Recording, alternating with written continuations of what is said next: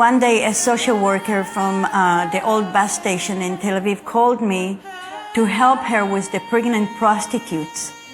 And I didn't have any experience counseling prostitutes, but still I said to the Lord, yes, I would like to help that. And then one day she called me and she said, one of them gave birth. Would you like to come and see her?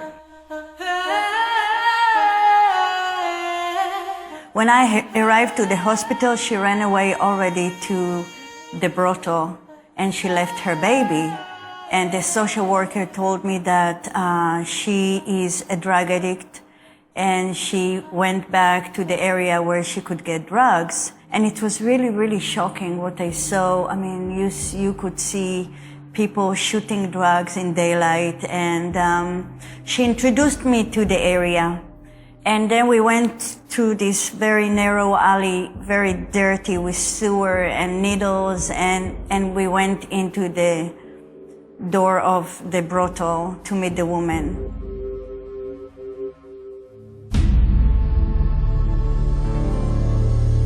And then I was reminded of the scriptures where Jesus touched the lepers and he did not become a leper himself. And I just had this total peace. I sat beside her and I offered to take her from the hospital, from the brothel to the hospital to connect with her baby and then to bring her back because I knew that she will not be able to do it herself. So then this is how it all started.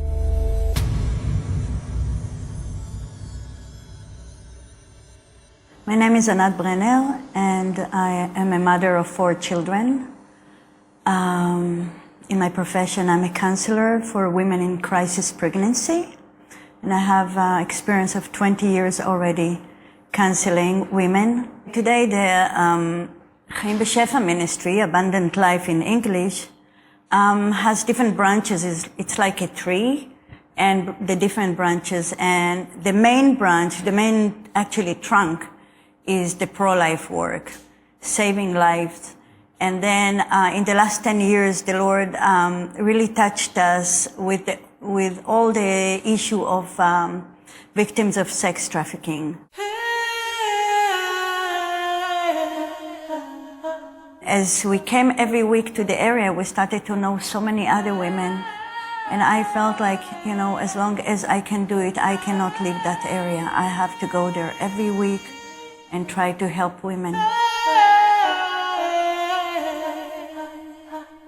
In this area of prostitution and drug addicts and refugees, it's a pocket in Tel Aviv.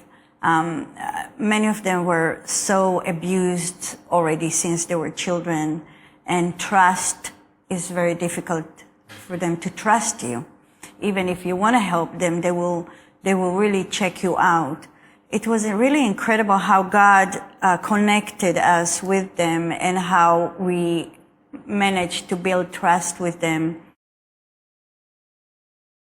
One day we were walking in the area and doing outreach, and then we saw one of the women, Arab prostitutes, sitting on the sand on the floor, and she was so sick. She was rubbing her toes and they were all infected, and she was just kept rubbing her toes and saying that it's hurting her. And so we prayed for her again and again, but when we left her, we were just like so heavy in our heart, and we felt like we really need to do more than what we do. It's not enough. So we felt like we want to do something with their nails and toes and just to kind of help them. At that moment, this is how the vision for opening a place to treat them started.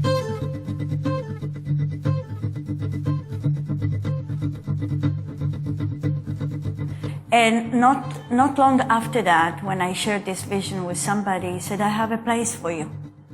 And I was just like, so, oh God, you walk before us. And then we started opening a place.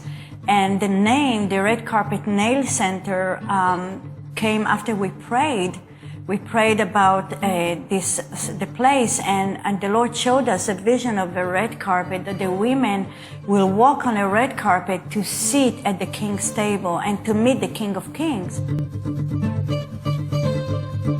The place is doing treatments, manicure, pedicure. We do haircuts. We receive food from hotel twice a week, and we feed them.